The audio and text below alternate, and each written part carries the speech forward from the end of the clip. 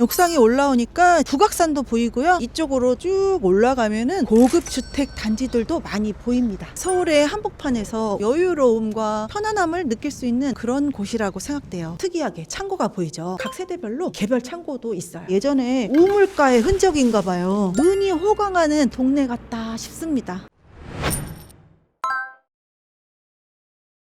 안녕하세요, 빨간조끼입니다. 오늘 저는 마치 가을 소풍을 온 것처럼 멋진 동네에 와 있어요. 제 옆쪽으로나 뒤쪽으로 아주 고급 전원주택들도 보이고요. 아주 멋진 갤러리도 많이 있고요. 여기는 어딜까요? 저는 지금 부암동에 나와 있는데요. 부암동은 조용한 분위기를 느낄 수 있는데 오랜 전통이 느껴지는 동네로 보여요. 약간 부촌의 냄새도 날 정도로 고급 주택도 많이 보입니다. 부암동은 특히 예술가나 전문직 또 중장년층이 조용한 주거단지를 선호하시는 분들의 수요가 좋고요. 북한산이나 인왕산 등 자연 접근성이 좋은 동네입니다. 그래서 조용한 주거단지가 대부분이다 보니까 상업시설이 막 발달하거나 그러기보다는 카페라든지 갤러리라든지 예술적인 분위기를 느낄 수 있는 그런 업종들이 보이고요. 그리고 여기는 지하철이 가까운 그런 동네는 아니에요. 그러나 조금 큰 길가로 나가면은 버스를 이용할 수가 있고요. 또 이런 동네 고급 주택가 단지는 대부분이 자차로 이용하시는 분들이 많이 있으실 거예요. 그래서 여기도 자차 이용하시기에는 종로구에 있다 보니 서울 도심의 접근성은 가장 빠르고 좋은 곳이라고 볼 수 있어요. 버스 한 번만 타면 경복궁역을 통해서 10분 정도면은 광화문이나 시청까지 접근할 수 있기 때문에 서울 중심부로의 접근이 너무 좋은 곳이라고 할 수 있어요. 오늘 나온 곳은 바로 여기 3층 301호인데요. 3층의 오른쪽 물건입니다. 남향이라서 햇빛도 잘 들고요. 멀리서 봐도 천장에 시스템 에어컨이 보여요. 신축 빌라이기 때문에 옵션도 좋을 것으로 예상을 합니다. 오늘 나온 곳은 서울시 종로구 부안동 신축 빌라입니다. 최초 감정가는 7억 2천만 원인데요. 3번 유찰돼서 51.2%인 3억 6,864만 원의 경매가 진행 중에 있습니다. 토지는 85.34제곱미터로 25.8평이고요. 건물은 56.79제곱미터로 전용 면적 17평입니다. 권리 분석을 보면은 현재 조사된 임차 내역이 없다고 나와요. 소유자가 거주하거나 임차인이 거주하는 그런 물건은 아니고요. 말소 기준 권리가 금융기관의 근저당 설정이기 때문에 권리 분석에는 이상이 없는 물건으로 보입니다. 이 물건이 50%나 유찰된 3억 6천만 원대의 경매가 진행 중이지만 싼 거냐 비싼 거냐 시세를 확인을 해보셔야 되는데요. 부암동 쪽에 보면은 신축 물건이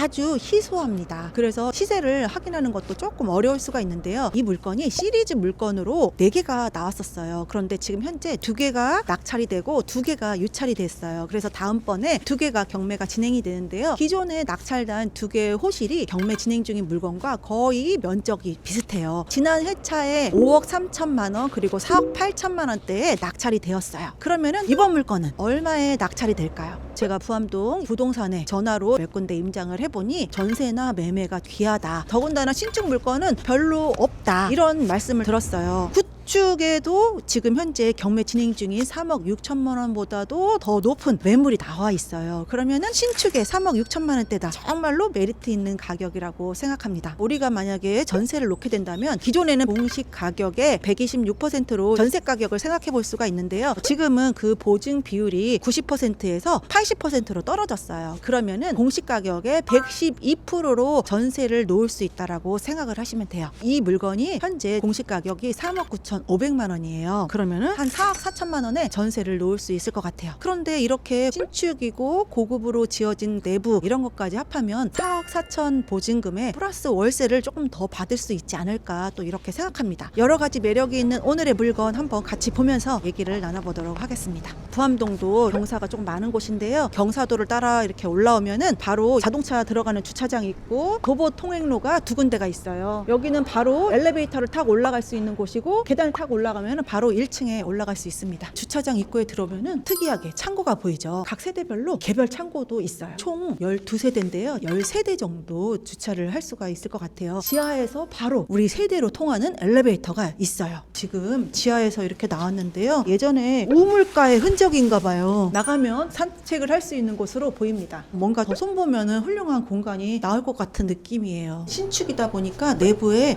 아직 비닐 또 안 뜯은 그런 모습들이 보이는데요. 관리가 안 되는 것처럼 보이기도 해요. 집을 둘러보니까 이 동네의 고급 주택 단지들처럼 여기 또한 난간만 보아도 신경 써서 예쁘게 지으려고 한 모습들이 보여요. 현관문 같은 것도 벽색깔하고 색도 맞추고 손잡이 달린 게 비싼 도화락에 속하는데 이런 것도 사용하시고, 경매가 지금 302호, 그 다음에 여기 302호 이렇게 나왔어요. 302호는 이제 도시가스 안내문이 있고 301호는 깨끗합니다. 301호, 302호는 도로가 전면을 바라보고 있고요. 3, 4호 라인은 저 뒤쪽 숲속뷰를 조금 볼 수 있을 것 같아요. 건물 도면을 보시면 디귿자를 거꾸로 해놓은 그런 모형인데요. 가운데가 중정처럼 비어져 있고 좀 휑하긴 하지만 나무들이 조금 심어져 있어요. 옥상에 와 있는데요. 방수 상태가 아주 깨끗하게 잘 되어 있고요. 여기가 우리 1호 라인인데요. 1호 라인에서는 이렇게 도로와 저 앞에 박물관이에요. 이런 뷰를 볼 수가 있습니다. 옥상에 올라오니까 부암동을 다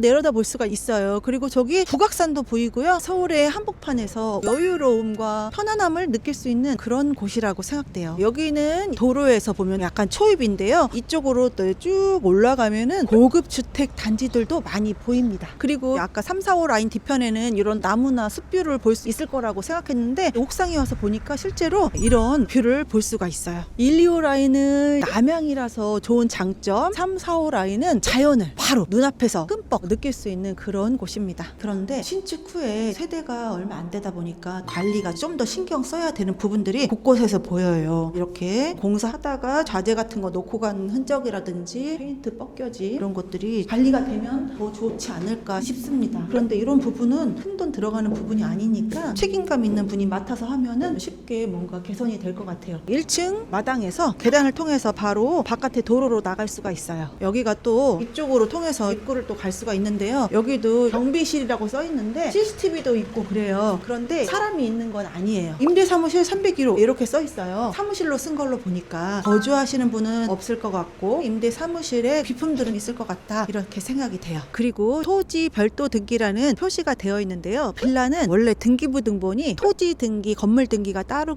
있는 게 아니라 집합 건물 하나로 나와요. 근데 토지 등기부 등본을 보면은 건물 등기에 근저당 설정된 내용이 토지 등기에도 거의 비슷한 내용으로 등기된 모습을 보이고 있어요. 그래서 낙찰받고 소유권 이전을 하시게 되면은 아마 말소가 돼서 등기부 등본이 하나로 나올 수가 있고요. 이런 부분을 확인하기가 어렵다 싶으면은 다른 호수의 등기부 등본을 한번 떼어보세요. 그러면 이미 소유권 이전이 돼서 정리된 것들을 아마 확인해 보실 수가 있을 거예요. 태양열로 액상 제설제 원격 분사 장치예요. 경사가 있다 보니까 눈이 내리면 자동으로 제설제가 나오는 것 같아요. 여기서 보니까 1층은 각 세대별로 예쁘게 조경을 해놨어요. 베란다 나오면은 정원을 꾸밀 수 있을 것 같아요. 지금 저희는 저쪽 302호 물건인데요. 신축 빌라 만들면은 내부에 인테리어를 조금 해서 내부에 모델하우스처럼 만들어 놓기도 하잖아요. 301호를 보여주는 집 겸 분양 사무실로 쓴 게 아닌가, 이렇게 생각이 돼요. 그래서 소유자나 임차인이 거주하지 않았던 것 같아요. 바로 옆에 또 예쁜 카페도 있고요. 맞은편에는 박물관도 있어요. 그리고 우리 집에서 조금 더 멀리 보면은 숲뷰라든지 산이라든지 멋진 주택들도 많이 있어서 눈이 호강하는 동네 같다 싶습니다. 그래서 저는 이 물건을 실거주하기에도 좋지만 요즘에 에어비앤비나 단기 임대, 호스텔 이런 걸로 외국인들이나 내국인들에게 숙박업으로 수익을 내시는 분들이 많은데 그분들께 이런 물건은 아주 좋은 물건으로 해당되지 않을까 싶어요. 외국인이든 내국인이든 이 동네에 오면은 경치에도 반하지만 동네 분위기에도 또 반할 만한 요소들이 많이 있거든요. 그리고 보통 57제곱미터면은 신축이 거의 방 3개 정도 나와요. 여기는 57제곱미터에 방이 2개예요. 방과 거실을 조금 넓게 만든 그런 구조라고 볼 수가 있을 것 같아요. 그래서 만약에 에어비앤비 같은 외국인들을 위한 타겟으로 하신다면은 공항철도를 타고 서울역에서 내려서 서울역에서 버스 한 번이면은 한 30분 정도면은 바로 이곳에 도착을 할 수가 있어요. 또 택시도 10,000원이면 올 수가 있는 곳이에요. 여기가 석파정 서울미술관이라고 합니다. 기와도 보이고요. 미술관에 박물관에 조각상까지 동네 자체가 예술이에요. 오늘 마치 예술인의 마을 고급 주택가에 온 그런 느낌이었어요. 신축에다가 또 시스템 에어컨이나 외부의 벽 장식만 보아도 신경을 많이 쓴 빌라라는 생각이 들어요. 지하철역이 가까운 건 아니지만 버스로의 접근성도 좋고요. 또 자차로는 빠르게 도심으로의 접근이 좋은 곳이에요. 오늘 물건의 최대의 장점은 도시와 가깝지만 자연과도 가깝고 조용함을 느낄 수 있는 동네라고 보시면 돼요. 더군다나 이런 곳이 감정가에서 50%나 싼 반값으로 경매가 진행되고 있고, 지난 회차 낙찰 금액이 지금 최저 입찰 금액보다 2억 원 이상이나 비싼 금액으로 낙찰이 되었으니 똑같은 물건을 시세보다는 몇 억이나 더 싸게, 그리고 지난 회차 낙찰된 분보다는 2억 이상이나 싸게 낙찰받을 수 있는 기회라고 생각합니다. 가격의 메리트와 또 도심으로의 접근성의 메리트, 그 다음에 이 부암동 자체가 주는 그런 매력, 이 세 가지를 합한다면 지금 가격 너무 싼 것 같아요. 실거주로도 좋고 숙박으로서의 새로운 현금 흐름을 만드신 분들은 오늘 물건 눈여겨보시면 좋을 것 같아요. 오늘도 돈이 되는 곳의 머니플레이스 빨간조끼였습니다. 시청해 주셔서 감사합니다.